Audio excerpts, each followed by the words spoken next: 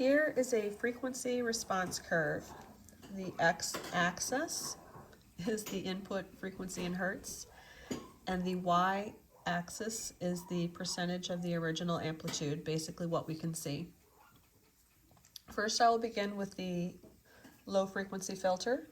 The low frequency filter attenuates lower frequencies. It allows higher frequencies to pass through. That is why it's also known as a high pass filter.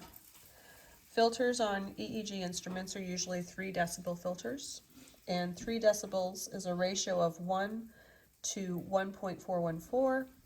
Otherwise, it can be written as 0.707 or 70%. An example is shown on the graph. If the left frequency filter is set at 1 hertz, a 1 hertz wave would be displayed at 70%, or we could say it was attenuated 30%. To figure out how the rest of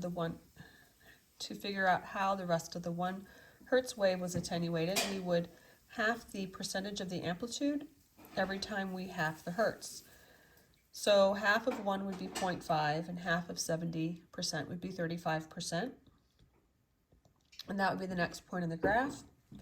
Then we would do it again, and the next point would be at 0.25 and 17.5%, and again at 0.125 and 8.75%.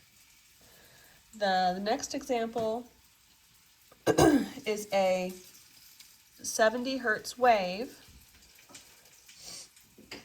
when the high frequency filter is set at 70 hertz.